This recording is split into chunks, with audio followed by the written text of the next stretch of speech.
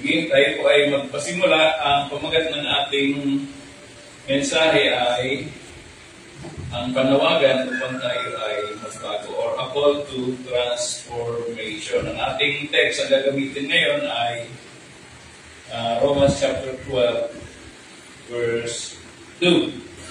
Okay, so sabi ko rito, babasahin ko po sa Tagalog, huwag kayong makiayon sa takbo ng mundo ito. Sa halip, hayaan ninyong baguhin ng Diyos ang inyong pag-iisip upang maunawaan ninyo ang kanyang kalooban. Sa gayon, magagawa ninyo kung ano ang mabuti, kung ano ang kalugod-lugod, at ganap na kalooban ng Diyos. Magandang araw po. Ryan, salamat. Nag-iibarigan. At Sonia, welcome po ulit. Salamat po. So, ulitin ko po, ang title natin ay A Call to Change. Tinawag tayo para tayo ay pagbukilan ng Panginoon. Isa sa mga tanong na gusto kong i-release sa inyo ay ito. Naniniwala po ba kayo na kayo ay tinawag? Sabi sa Bible, or many were called, or many are called, but few were chosen. So marami ang tinawag, hindi binanggit na lahat ay tinawag. Pero sabi niya, majority. Ibig sabihin ng many, pagdating po sa original na translation, ang ibig sabihin niya ay majority. So madalas gamitin niya ng Panginoon yung salitang many or marami. Pero ang ibig sabihin talaga niya sa original ay majority. Karamihan ay tinawag, subalit kataon kaya ang pinili. So, di ba kayo nagtataka doon? Karamihan ay tinawag, pero kataon kaya ang pinili. Okay? So, ako po ay naniniwala na lahat tayo ay tinawag ng ating Panginoon. Meron na isang kasabihan na kung meron man daw isang bagay na tempo o permanente dito sa mundo ay yung salitang pagbabago. Ibig sabihin, from stage 1, meron pagbabago, sanggol, may mga stages yan.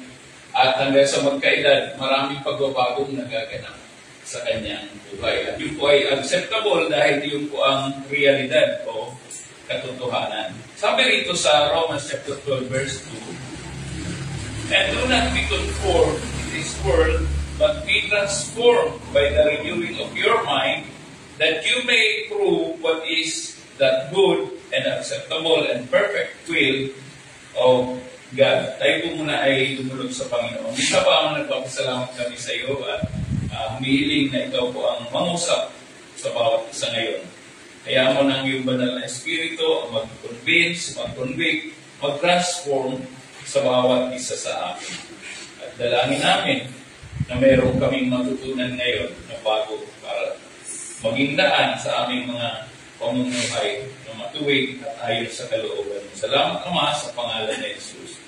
Amen. So welcome po sa mga nandito at sa mga nanonood ngayon diyan sa ating broadcast, sa ating live broadcast. So sabi ko rito, we need to change. Kailangan natin ang pagbabago. We have to change. We were called to change. And there must be a radical change that should take place in the life of every believer. Tandaan po natin, doon sa kauna-unahan, sa pagkakilala natin, mayroong phrase na ginamit dito. Ang word ay, or ang phrase ay, born again. Marami ang hindi nakakaunawa. Ito, akala nila, ito ay isang relihiyon. Akala nila, ito ay isang grupo. Yung pong born again, it is not just an experience. Akala ng iba, yun lang ay karanasan.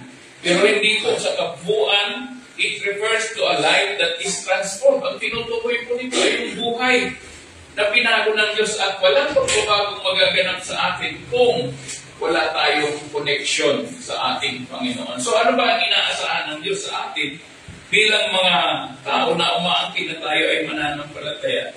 Dapat meron talagang pagbabago na nagaganap. Okay. It refers to a transformed life. Dati tayo ay makasalanan, ginawa tayong mga banal. From sinner to being a saint. Alam niyo po ba na tayo lang ang mga santo na buhay? Sa dati nating paniniwala, pag sinabing santo, patay yung matigas yun, walang nagagawa. estatwa.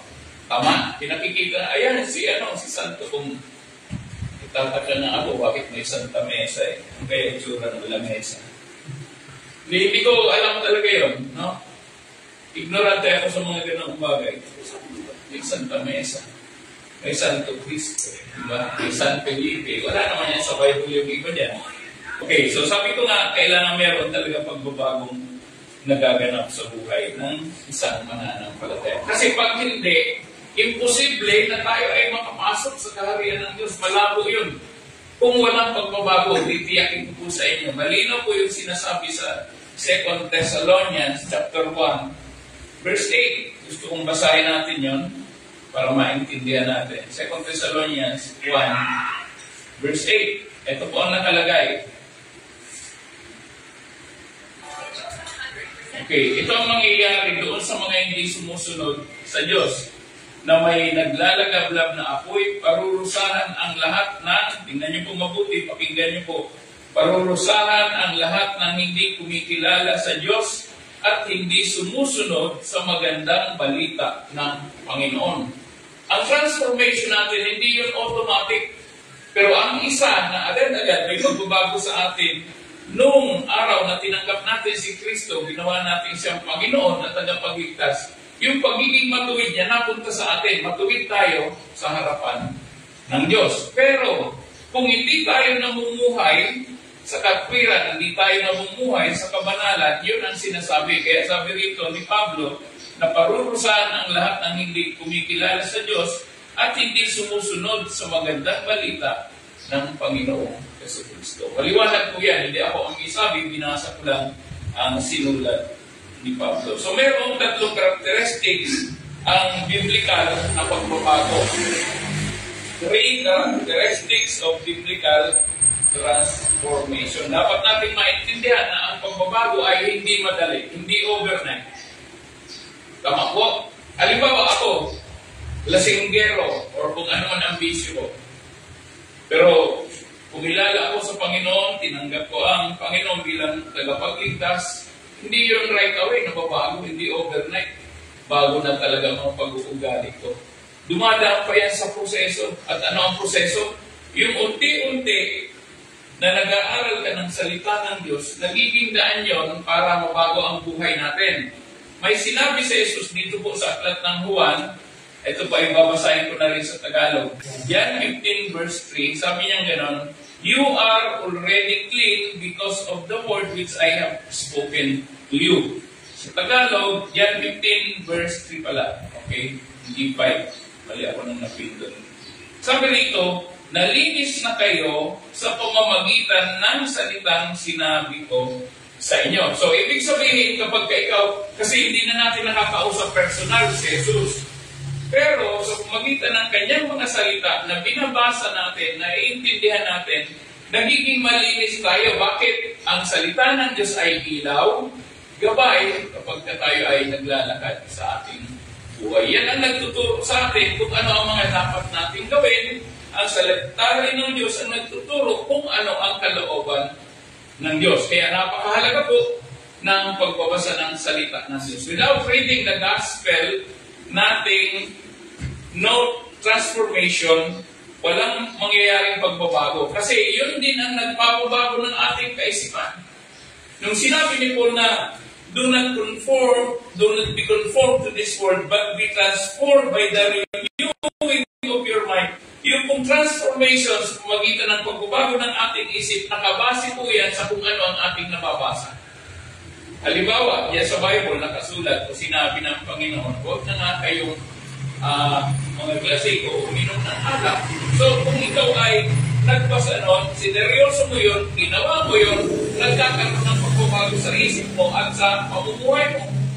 Amen? Natutuwa natin. So, yung pagbabago ay nagaganap. Pero sabi nga dito ni Pablo, sa sinulat ko na tatlong characteristic ng biblical transformation, meron pong isa, number 1 is the obstacle to transformation. Meron pong hadlang sa mga pagbabago na pwede at dapat nating gawin. At ang obstacle na yan ay yung binanggit dito sa unang bahagi ng talatang 2. Sabi rito, "And do not be conformed to the pattern of this world. Okay. Pero, bago yan sinabi ni Pablo, kung inyo pong napansin, if you will notice, ang talatang ikalawa sa English ay sinimulan sa salitang in, at, sabi niya gano'n, at, huwag kayong makiayon. Yan. Bakit po? Tingnan niyo po sa talatang 1. Ito po ay napakahalaga. Sabi dito ni Pablo, kaya nga mga kapatid, binanggit niya, kaya nga mga kapatid, ang kausap niya ay mananampalataya. Mga kapatid. Ibig sabihin, kapwa niya mananampalataya. Sabi niya, kaya nga mga kapatid, alang-alang sa masaganang habag ng Diyos sa atin, yung masaganang habag or great mercies, yung kahabagan ng Diyos, kumbaga sinasabi niya, ako'y nakikiusap sa inyo na ialay ninyo ang inyong sarili bilang isang handog na buhay, banal, na lugod-lugod sa Diyos. Ito ang karapat-dapat na pagsamba ninyo sa Diyos. So nakikiusap siya, sabi niya gano'n. Mga kapatid na yan, nakikiusap pa siya. Kung tutuusin, dapat automatic yun bilang isang mananampalataya na mamuhay ka sa pagsunod sa Diyos, mamuhay ka sa kabanalan, at mamuhay ka ng kalugod-lugod sa Diyos. Sabi niya rito, sapagkat ito ang karapat-dapat na pagsamba ninyo sa Diyos. So, ibig sabihin po na yung ating pamumuhay na sumusunod sa Diyos, nabubuhay tayo na inihahandog natin ang ating sarili na isang buhay na handog, at nabubuhay tayo sa kabanalan, ito pala ay kalugod-lugod sa Diyos. So, sa English, it pleases God yung ating buhay na mayroong kabanalan. Kaya idinugtong niya ito, and do not be. Huwag kang mahubog, huwag kang madala sa pressure ng sistema ng sanlibutan. Dito po sa mundo, ang ating buhay ay punong-puno ng mga bagay na hindi kalugod-lugod sa Diyos. Ano po yun? Yung sinasabi ng social media, na gawin mo ito, gawin mo ang ganoon.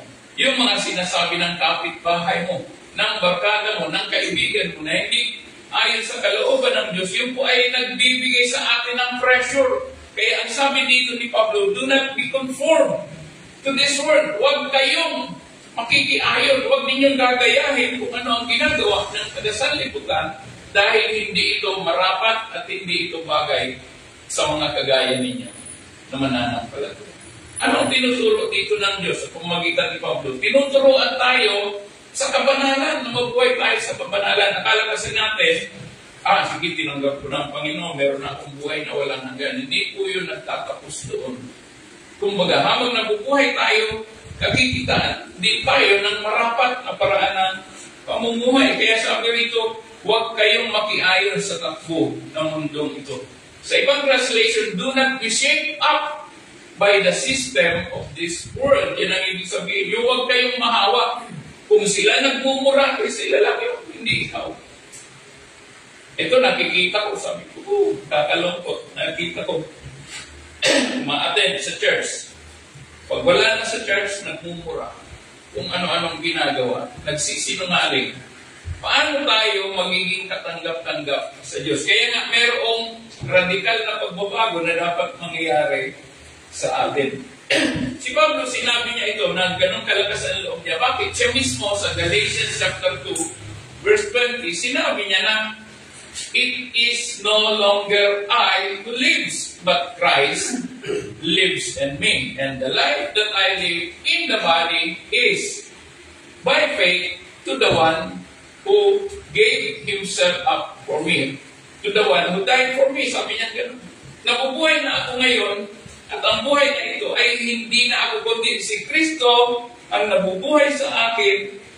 Siya na nagbigay ng kanyang buhay sa akin at nagmahal sa akin. Kumbaga, yung kanyang buhay nakaalay na sa Diyos.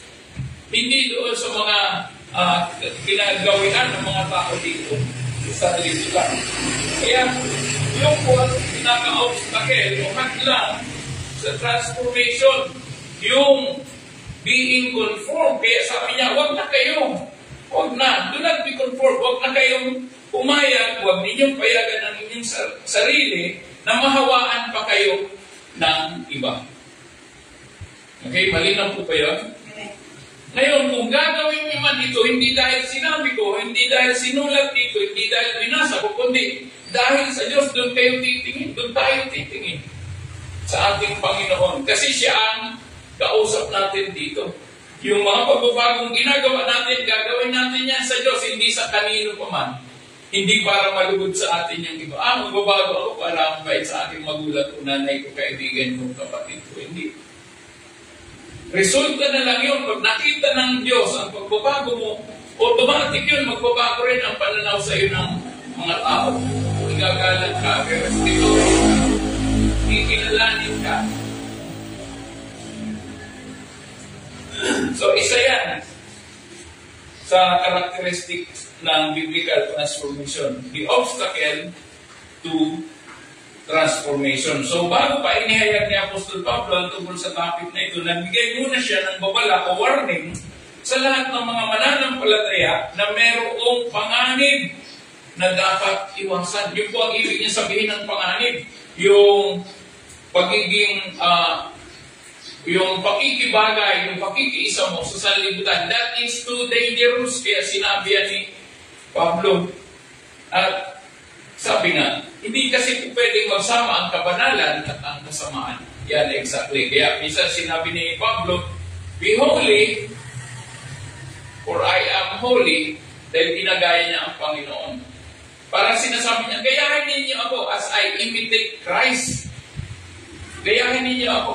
Sabi niya gano'n. Grabe si Pablo, ang lakas ng loob. Bakit? Kasi siya po ay nabubuhay sa kapanalan. Meron siyang kay para sabihin niya, magpakapanal kayo. Kasi ako ginagaya ko si Kristo, nabubuhay ako sa kapanalan.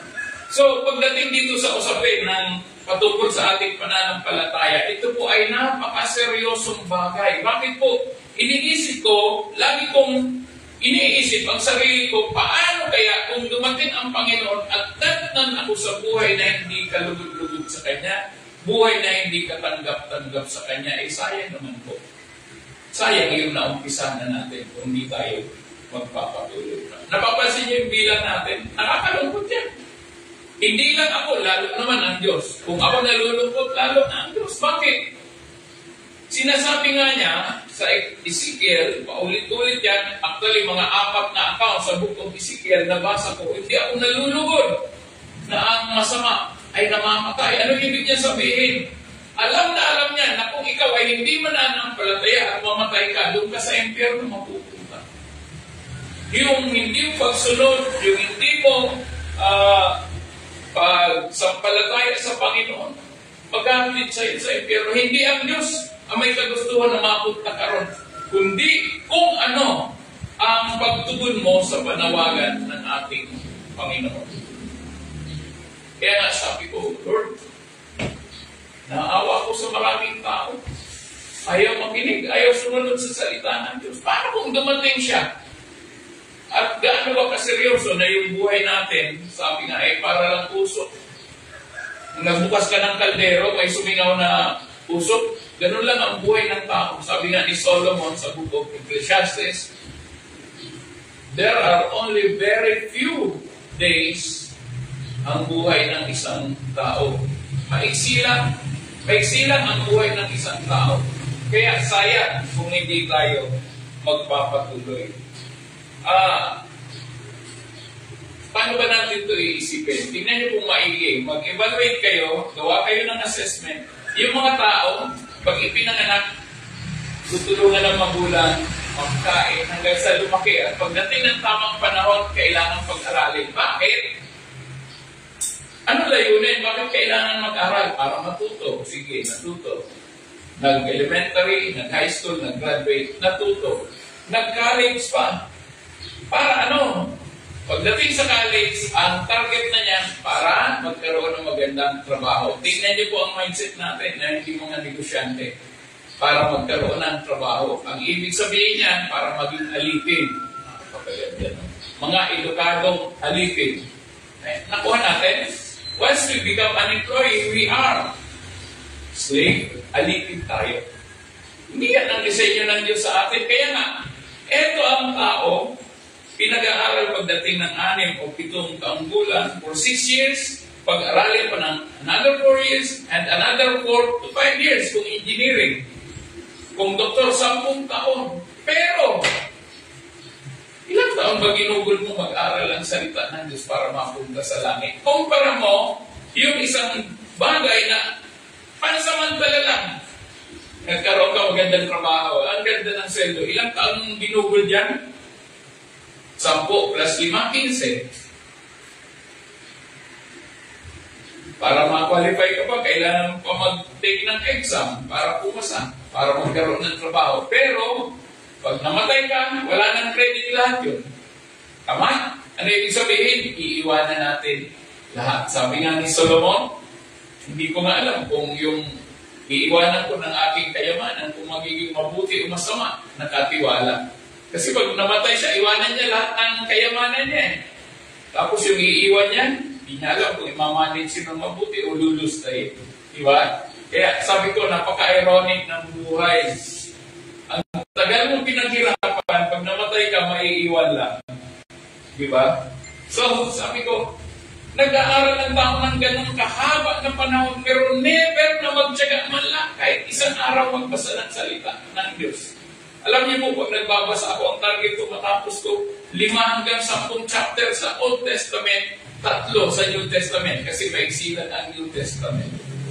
Bakit kailangan ko mag-aral? Kasi may kinalaman ito sa everlasting life. Relevant doon sa aking buhay bilang isang mananampalataya. Hindi lang to be knowledgeable, kundi upang makilala mo ang Diyos, malaman mo kung paano ka dapat mamuhay bilang tinatawag na anak ng Diyos. Amen?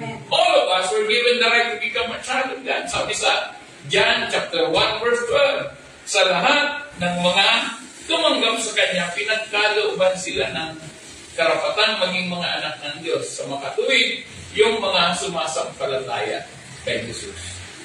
Kaya ibinigay sa amin yan. Pero ano ang problema?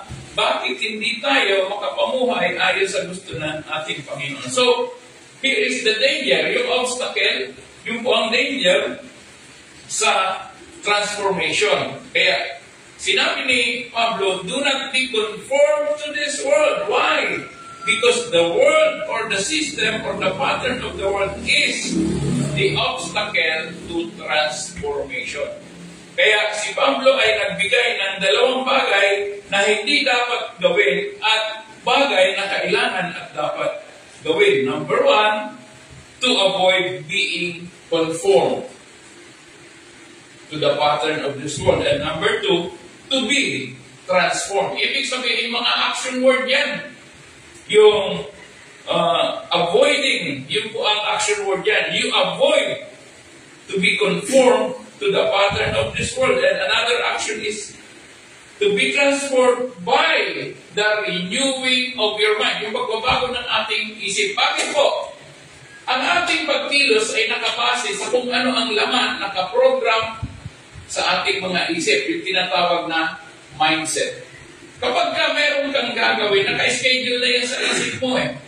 Bukas gigising ako maaga kasi may pasok ako. Mindset ang tawag doon. Nakaprogram ka na para kumilos ayon doon sa nakaprogram sa isip mo. Kaya pagdating ng umaga, may alarm ka pa, babangon ka, gigising, maliligo, kakain. Bakit? Para maging ready ka na sa kung ano yung nakaprogram sa isipan mo. Doon tayo kumikilos kung ano ang laman ng ating isip. At yung laman ng ating isip, dahil yan dito sa ating puso, pinilter ng ating isip para yung ating action ay maging tama. Napansin niyo, kapag kayong isang tao gumagawa ng mali, ano sinasabi ng tao? Hindi ka kasi nag-iisip. Tama? Hindi kasi nag-iisip. So, kaya nagiging tama ang lakad ng buhay mo, it is because nag-iisip ka, dumadaan sa filtration, at ang filtration na yan, malaki ang kinalaman kung ano ang laman ng isip mo. Kung tama ba, kung salita ba ng Panginoon.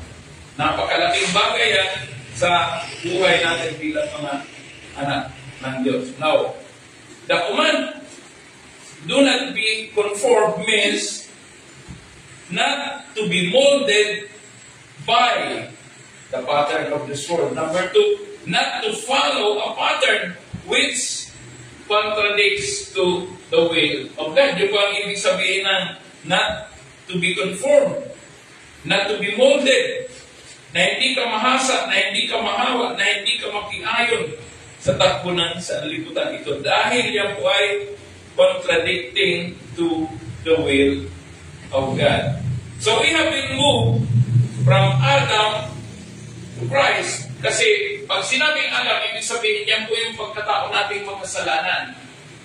At to Christ, kasi si Christ ay banal. So, being makasalanan, si Adam, at pagiging banal, si Jesus Christ. So, we have been moved from Adam to Christ, from darkness to light. Dati nabuhay tayo sa kasamaan, sa kadiliman. Pero ngayon na tayo ay nasa liwanag na, iniiwasan na natin ang mabuhay ng mali.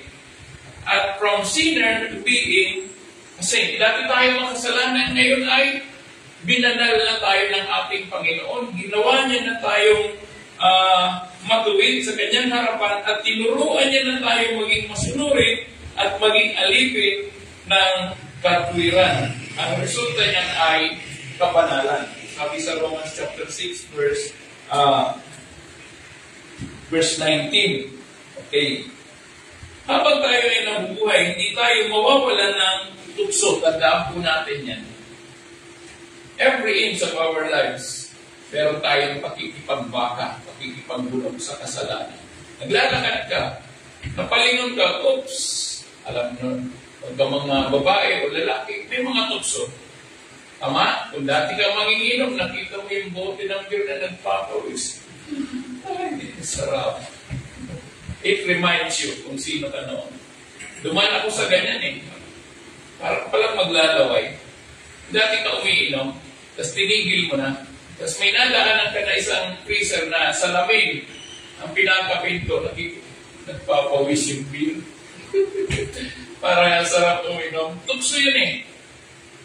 Ito ba? So, ang lakas nun makahila sa atin. Now, it depends on how we deal with those temptations. Pero, tayo po ay tinawag ng Diyos para baguhin. Kasi nga tayo ay masama, nabubuhay sa kasalanan. At kung tayo ay nabubuhay sa kasalanan at walang redemption, wala sanctification, papunta tayo lahat sa impyerno. But now we have been moved from Adam to Christ, from darkness to light, and from sinner to being saint. At habang tayo ay nabubuhay, nakapaligid sa atin ang mga tukso. Kaya sabi ni Pablo, we all must be vigilant, maging mapagbantay tayo, be watchful.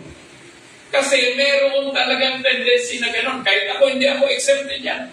At lalo pa nga, mas mahigpit sa akin yan, ang kaaway. Kung ano-anong ginagawa niya, kung ano-anong pinapadala niya sa akin para matukso ako at sumabit. At delikado po yan. Lalo na sa mga kalalakihan, kung ang gagawing kain sa iyo ay yung kahinaan. Anong kahinaan? Alam na natin yan. So, napakahirap. So, ang babala ni Pablo ay upang tayo ay hindi matukso na maging bahagi ng buhay natin ang lakad ng sanlibutan. Alam ni Pablo na napakarami ng uri ng mga tukso na maaaring magkamali tayo. Alam na alam niya. The word to be conformed. Do not allow this to happen to you. Don't allow yourself to be molded. Huwag kang umayag na mahawaan ka ng mga gawi sa paligid mo. Sa mga taong nagmumura, sinungaling, mga magnanakaw at hindi sumusunod sa Diyos. Ayaw ni Pablo na bumalik pa tayo sa dati nating maling nagawa noong wala pa tayo kay Kristo. Kaya nga ito ang struggle, ito ang challenges ng mga baguhang mananampalataya. Ito yung word nila. Ayaw ko muna magsimba kasi nagkakasala pa ako.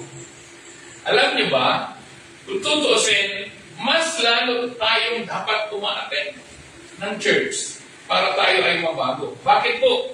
Apart from God, you can do nothing. Kapag ikaw ay dumistansya sa Panginoon, lalo wala kang magagawa. John 15, verse 5. Apart from me, you can do nothing. Si Jesus ang may sabi niya, hindi ako. At pag sinabi niya, totoo at mangyayari at napaka-effective niyan. At ito ang masama. Napapansin niyo ba ang ilaw? Yan, patayin natin. Ayan. Dapat dito. May anin. Pagkagabi, ayan na. Napansin nyo? Okay lang. Napansin nyo? Pag ang liwanag nasa ibabaw mo, at dumistansya ka, ano nangyayari? Nagkakaroon ako ng anino. Anong kulay ng anino? Puti. Yan, alam niya na. Habang kayo lumalayo, humahaba ang inyong kadiliman. Nagawa niya ang ilustasyon ito. Praise God. Kapag tayo ay dumistansya sa Panginoon, sabi nga ng ibang preacher, you will be in trouble. Sigurado yan. Bakit? Sino mag-iingat sa'yo kung malayo ka sa Panginoon? Lalong walang mag-iingat sa'yo kung wala ka ng connection sa Diyos. Amen? As simple as this, ang isang sanga, tanggalin mo sa puno, anong mangyari? Agad-agad, may proseso na siya ay unti-unti natutuyo. Pero ang nawala doon was disconnected to the tree, yung pinaka-branch, automatically wala na siyang buhay. Kung bakit? Medyo matigas pa yung mga dahon niyan kasi mayroon pang ganta sa kanyang sanga. Once yung ganta na tuyo, dahon matutuyo, maglalaglagan, pwede na siyang igatong sa apoy. Ganon-ganon po ang ilustrasyon ng buhay. Pag lumayo ka sa Panginoon, nagiging maitim kasi wala na yung liwanag eh. Kita nyo, dumistansya ka lang, nagkakaroon ng itim na shadow. At ang Diyos lang pakaroon, hindi niya ginawang puti ang anino. Naisip nyo, analytically, o ano. Pero tingnan mo, kapag ang room ay puro ilaw, puro liwanag, walang shadow. Amen? Ganoon po pag nabubuhay ka sa salita ng Diyos. It allows you to gain the fear of God. Nagkakaroon ka ng takot sa Diyos. Bakit ka babasa mo? Ito ang sinasabi ng Biblia. Natatakot ka na magkasala. Proverbs 16 verse 6, a person who fears the Lord depart from evil. Lumalayo daw sa kasalanan, sa kasamaan, kapag ka meron kang banal na takot. Pero subukan mo, kung ikaw walang takot, bahala na, gagawin mo lahat. Kasi ang isip mo, parang wala namang Diyos, wala namang nakakakita. But because you are connected, but because you are a child of God, but because you have that fear of God in you, you will surely depart from evil. Kahit alam mong tuksok-tuksok, ang sarap nun! Pero alam mong mali, alam mong kasalanan, lalayo ka sa kasamaan. And that helps a lot, being a child of God. Kaya nga napakalaga sa there's a transformation within us, and we were called by God para bago tayo. Bakit po? Yun po yung road natin, kaya nga tinuturuan tayo. Sabi niya, makikot ang daan papunta sa kaharian ng Diyos. Pero napakaluwag pag papunta sa kapahamakan. Tingnan niyo po ang idea, ang lesson, ang wisdom na galing sa Panginoon. Kung yun lang po, mga maliliit na bagay, tingnan natin maigi, ang daming magagawa sa buhay natin. Bakit tayo po ay magpapatuloy? At ang kagandahan po nito, pag ikaw ay nabubuhay sa salita ng Diyos, wala kang inaalala. Kapag ka ang buhay mo na talaga sa ating Panginoon, wala kang inaalala. Sabi nga ni David, Psalms 23 verse 1, the Lord is my shepherd, I shall not be in want. Hindi siya mangangailangan. Bakit? He believes. He was persuaded that what God has promised, He will do. Naniniwala siya. Kumbinsido siya na yung pangako ng Diyos gagawin niya, kaya hindi siya takot. Dahil ang kanyang Panginoon, ang kanyang pastor. Okay. So, may mga pagbabagong nagaganap sa atin. It is because we continue reading the Word of God. Now, ito ang pakatandaan natin na dito sa libutan mayroong pressure na pwedeng magtulak o humila sa atin upang tayo ay magsasala at magawa natin ang hindi ayon sa kalooban ng Diyos. Meron pong pwersa at merong pressure. Yung mga alok ng mga dati natin kakilala kaibigan, tara, gawin natin to. Alam mong foul, alam mong bawal, alam mong hindi tama, pero dahil merong pressure, minsan, bumibigay tayo. Pero alam niyo ba, ito ang ginawa ko dati. Siyempre, alam nila, dati naman hindi ako mananampalataya. Pero, nung nalaman na nila na ako ay mangangaral doon sa trabaho, wala nang nag-alok sa akin ng anumang inumin. Napapasorry pa nga. At ano ang gagawin nila? Kung saan ako nakaupo, dadalhan ako ng pagkain, hindi kulutan. Pagkain talaga, hindi inumin. Alam na nila bakit? Sinabi ko na. Nung nag-alok, tinanggi ako na. Sabi ko, hindi na po pwede. Dati, pwede, pero ngayon, hindi na po talaga. Hindi na bagay sa akin yan. At sinasabi ko, kung ako ba mangangaral sa inyo ng salita ng Diyos at alam nyo umiinom ako, maniniwala kayo sa akin. Sabi niya, sir, hindi. O yun ang ibig ko sabihin. Para mabuhay ako sa kabanalan at mabuhay ako na karapat-dapat, at least meron akong integridad bilang isang mananampalataya. So, meron pressure. Kaya may danger kasi kung tayo ay nasisilo ng mga taktika ng kaaway, yun ang magiging problema. Kaya huwag payagang matukso tayo at magkamali na maging tulad tayo sa mga hindi anak ng Diyos. So that is number one, the characteristic of transformation. Number one is the obstacle, transformation. Number two, the nature. The nature of transformation. Believers are given the power or divine power para makapamuhay tayo ng ayon sa kalooban ng Diyos. Pumagitan ng kapangyarihan ng Diyos ang lahat ng bagay na magtuturo sa atin upang tayo'y mamuhay ng makadiyos. 2 Peter 1. Kay Jesus na siya rin tumawag sa atin upang bahaginan tayo ng kanyang kaluwalhatian at kadahilaan. So, nung tinawag talaga tayo ng ating Panginoon, it is to transform us. Not just para maligtas. Hindi lang yun. Kasi ligtas ka nga kung masama naman ang iyong gawa, hindi bagay, hindi akma, walang kabanalan. At sabi sa ibang account, for without holiness, you cannot see God. Kung wala ang kabanalan, hindi mo makikita ang ating Diyos. So that is number two. So believers are given the power, the divine power, to lead us to live a life that is godly through the knowledge of Him who called us by glory and virtue. Napakahalaga po ng pagbabasa ng salita ng Diyos. Dahil doon tayo nagkakaroon ng kaalaman, nagkarunungan, ibig sabihin application. Kaalaman, knowledge. At kapag may knowledge ka na, application, andun na po ang wisdom. Okay. So by which we have been given. So verse 4, 2 Peter 1 verse 4, by which we have been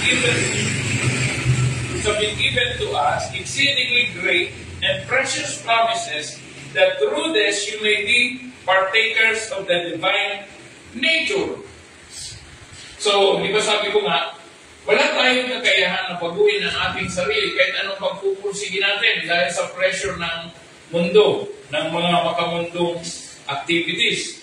Pero, kapag ang kapangyarihan ng Diyos ay sumaatin, ang banal na Espiritu, yun ang kapartner natin na gagawa para tayo makapamuhay na mayroong kabanalan. Sabi ganun, we become partakers of the divine nature, having escaped the corruption that is in the world through lust. Yan po ay 2 Peter 1, verse 4. Ang ating mundo ay puno ng tukso. Change is impossible without the divine power, without the grace of God at work within us, and without the knowledge of Him who called us. Kaya po, malabo yung mangyari without all these things na binanggit kong una. And the command of the Scripture for us, in order not to be conformed, is be transformed by the renewing of your mind. Now, under po dito sa the nature of transformation, we must recognize the command to be transformed. Our life should be reflecting the reality of change. Yung po yung sinasabi ko, na hindi mo pwedeng sabihin na anak ka ng Diyos pero walang pagbabago. It is impossible. Nung ako po ay nakakilala sa Panginoon, ako po noon ay 23 anyos na. And pa. First year. 17 pala, 17 years old. Kasi nag-aaral na ako noon ng college. 17, tama, college. Kasi, minsan, pag nagsasalita ka, hindi yan mawawala sa buka ng bibig mo na mababanggit mo ang Panginoon sa usapan. So, anong kasunod? May magtatanong sa iyo, punagin ka ba? Dahil nga ako ay baguhan, nahiya pa akong umamin ng oo. Kasi alam ko nagkakamali pa ako I mean, ang nagkakamali, yung bang marami ka pang hindi alam na nakakapamuhay ka pa ng makasalanang buhay. So, parang hindi ko pa kayang sabihin ng harapan sa tao na, bunagin ako. Kasi baka isipin ko, baka ano nakita nito sa akin. Di ko ba? So, wala tayong lakas ng loob na magsabi. Pero nung nabago na talaga ako at marami na akong bagay na inaayawan na hindi galing sa Diyos, doon naging malakas ang loob ko. Kaya kahit magsira ko ng salita ng Diyos, wala na akong takot. Hindi na ako nahihiya. Okay. So, kaya sabi ko, change is impossible without the divine power, without the help of the Holy Spirit, without the grace of God that works within us, and without the knowledge of Him who called us. Kailangan alam natin, kailangan kilala natin ang tumawag sa atin. And the command of the Scripture for us, in order not to be conformed, is being transformed by the renewing of our mind. So we must recognize the command to be transformed. Life should be reflecting the reality of change that has already occurred. It is our part to be engaged in the process of transformation. Ang Diyos may bahagi, tayo may bahagi. Ito po yun para natin maintindihan. There are things that are humanly impossible. Yan ay kayang-kayang gawin ng Diyos. Trabaho ng Diyos yan. Pero, kung yung gagawin natin ay kayang-kaya natin, humanly possible, parte natin yan. Yun po ang ating bahagi. To be engaged in the process of transformation with the help of the Holy Spirit. Lagi po natin katuwang ang banal na Espiritu. Sa Roma Kapitulo 8, talatang 11, mababasa natin yan. Romans 8, verse 11. Tingnan niyo kung sino ang nasa atin. Kung naninirahan sa inyo ang Espiritu ng Diyos, na siyang muling bumuhay kay Kristo Jesus, siya ang muling bubuhay sa inyong mga katawang may kamatayan sa pamamagitan din ng kanyang Espiritong naninirahan sa inyo. So ito po ay confirmation. This is the third one kasi meron pang talata sa 1 Corinthians chapter 6 verse 19. Sabi gano'n, don't you know that you are the temple of the Holy Spirit? Hindi mo ba alam na ikaw ay templo ng banal na Espiritu? So, doon pa lang, kung iisipin natin, ay, sa akin pala nakatira ang banal na Espiritu. Kaya mo bang magmura? Kaya mo bang magsinungaling kung nandiyan sa iyo ang banal na Espiritu? Di ba hindi? Bakit? Yun ang gagabay sa iyo. Yan ang magpipigil sa iyo. And you live a controlled life. Minsan, mayroon tayo mga sitwasyon. Halimbawa sa pila. Nakapila kayo. Kasi ikaw nasusunod, bigla may sumingit sa unahan mo. Anong pakiramdam? Number 1, we are offended. Tama? Pag wala kang control, alis dyan. Ako dyan. Di ba ganun tayo dati? Malis ka dyan. Kaya picturahan mo. Wala kang karapatan dyan. Ako na. Di ba? Kaya tug. Dahil natin pwedeng gawin dahil sa ating emosyon. Pero, dahil Kristiyano ka, sana mabuhay. Tama? Nung pinatuko ay mga talim namin na kalamansi, talim namin na pinasami ko, sana mabuhay yung mga kumuha nito. Para sila na mag-confess. Kami kumuha, ay ba? Kulong ka. Umamin eh. Ay, ikaw pala. Pero di ba? Siguro ang sarap ng pakiramdam. Ikaw pa yun, wow. Magtatanim pa akong maraming kalamansi. Nakawin mo ba? Tapos tawagin ko ba? Nakawin nila. Para mabunahin nila. Di ba? Kasi nagkakaroon ako mga crazy ideas pagdating sa kanya. Kasi naisip ko, walang imposible sa Diyos. Walang imposible sa Diyos. Kahit yung ating pagbabago, walang imposible sa Diyos. Kung ikaw ay sasubmit at sasabihin ng Panginoon, tulungan po ako. Actually, you can also pray to the Holy Spirit. Banal na Espiritu, tulungan mo ako. Nakatira na sa iyo. Ang kailangan na lang, humingi ka ng tulong sa Kanya para makapamuhay ka ng tama. Okay, be engaged in the process of transformation.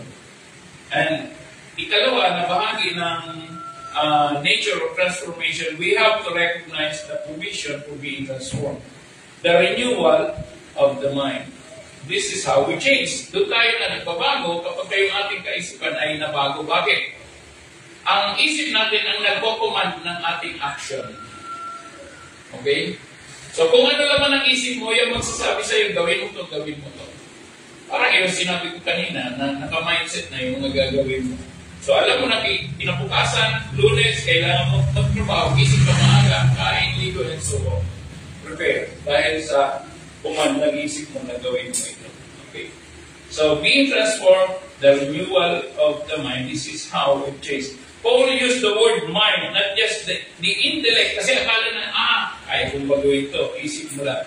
But everything inside us, our inner man, yung buong pagkatao natin. Pag sinabing pagbabago, ang ibig sabihin niyan, our thinking dapat nababago, sabi sa Philippians 4 verse 8. Sabi nga ni Paul, kung meron kayong dapat tingnan, itong lahat ng ito, nakahilera yan.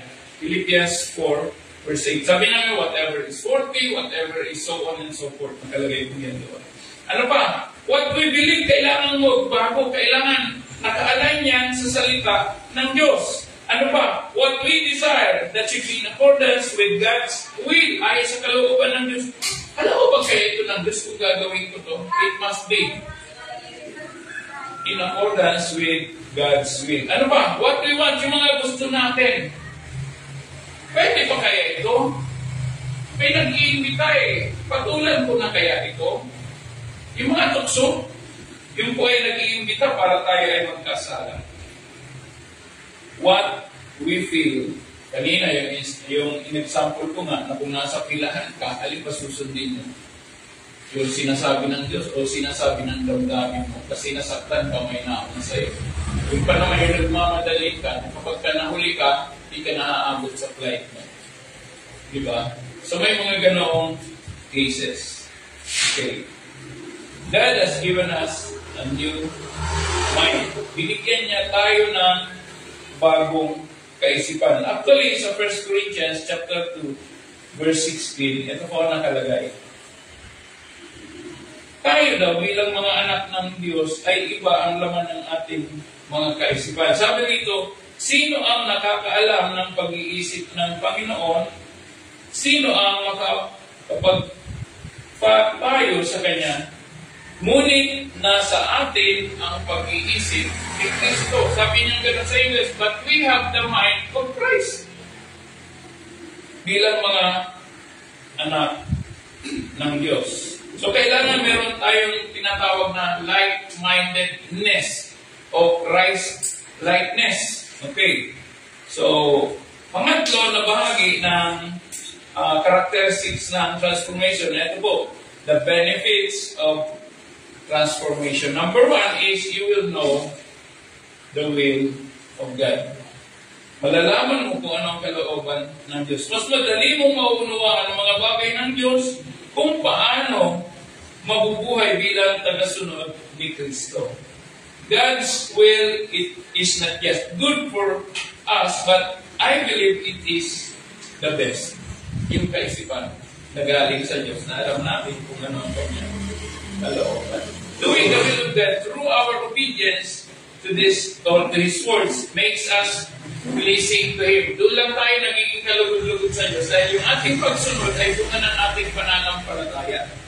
We become conscious about sin and the result, we avoid doing it. So kapag alam mong salita ng Diyos, nagiging conscious ka sa kasalanan. Bakit?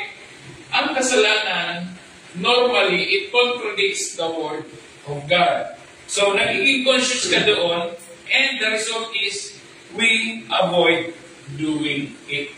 Okay? Because the fear of God is in us. Sabi ko nga kanina sa Proverbs 16, Verse 6. And by the fear of the Lord, one departs from evil. So when we learn to obey God's word, we become delightful in it. Yan po ay kasama sa mga benefits ng transformation. Number 1 is we become conscious about sin. Number 2, we learn to obey God's word and we become delightful in it. Kapag ikaw ay laging nagbabasa ng salita ng Diyos at nasasanay ka, nagkakaroon ka ng gutom pag hindi ka nakapagbasa.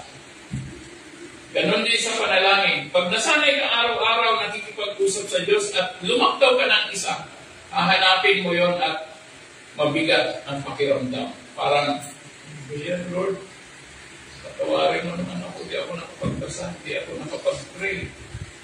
Namibigatan ka. Bakit hindi ka na used, hindi ka na taga-sanlibutan, nabubuhay ka na, binago ka na ng Diyos, mayroon nang nagaganap na transformation sa sarili mo. Ano pa? It fills our hearts with joy. It gives us hope. It gives us peace. It helps us believe in every promises He has for each of us. Pag nababasa natin ang salita ng Diyos, mayroong pagbabago sa atin, lalo naman tayong nagtitiwala sa Panginoon. Bakit? Ang kaisipan natin, sinabi nga pala ito ng Diyos. Ang Diyos nga pala totoo. Hindi siya nagbabago. At hindi siya nag-iisip ng anuman na ikasasama natin. Ano pa? You become mature in God's will as we grow in our obedience to Him. The result it gives to us individually is maturity. We become mature as we grow. That leads to a righteous living. So in my conclusion, ultimately the result of our transformation leads us to live a life that pleases God, which allows God through Christ to be the one on the throne and not us. Kapag nasanay na tayo, mas lalo natin pinapayagan na, Panginoon, ikaw na. Ayoko nang mabuhay sa sarili ko. Ikaw na maghari.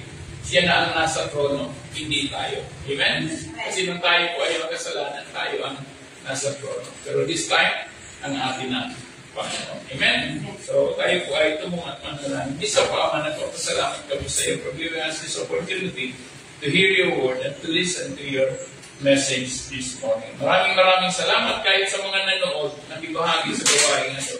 It is my prayer that you will be blessed by God whom you have watched, whom you have served.